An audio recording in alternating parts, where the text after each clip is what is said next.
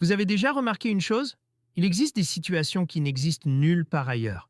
Des choses qu'on ne peut comprendre que si on les a vécues. Bref, des choses qui n'existent que chez nous. Par exemple, à l'école.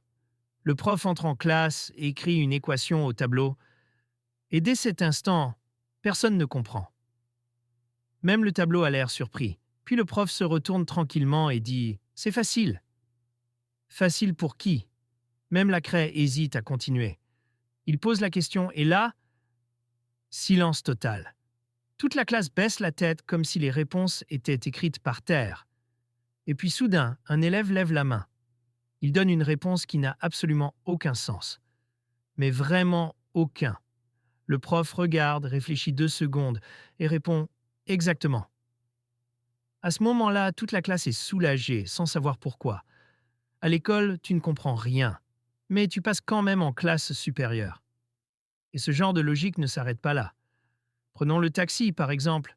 Tu montes et tu demandes simplement « C'est loin ?» Le chauffeur te répond « Non, non, 2 minutes seulement ». Tu fais confiance. Mais 10 minutes passent, puis 20, puis 30. Tu regardes dehors? Tu reconnais le quartier que tu as quitté depuis longtemps. Alors tu redemandes « Chef, on arrive bientôt ?» Et il te répond calmement « On est déjà arrivé. Bientôt ». Dans le taxi, le temps ne fonctionne pas comme ailleurs. 2 minutes peuvent durer une éternité. Et pourtant, tu te dis que rien ne peut être pire. Jusqu'au jour où tu vas à la banque ou dans une administration. Tu arrives très tôt, avant tout le monde. Il n'y a personne. Tu es confiant. Mais quelqu'un sort et te dit « Le système est lent aujourd'hui ». Lent comment? Lent au point où tu commences à réfléchir à ta vie. Tu attends, encore et encore. Et quand tu demandes enfin « Et demain, ça ira mieux ?» On te répond tranquillement « Inch'Allah ». À cet instant précis, tu comprends que ton dossier n'est plus administratif. Il est spirituel. Heureusement, il y a un endroit où tout se règle différemment. Le marché.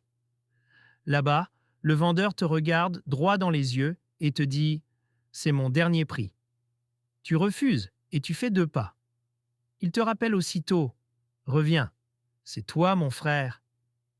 Et comme par magie, le prix baisse. Au marché, les prix ont des émotions.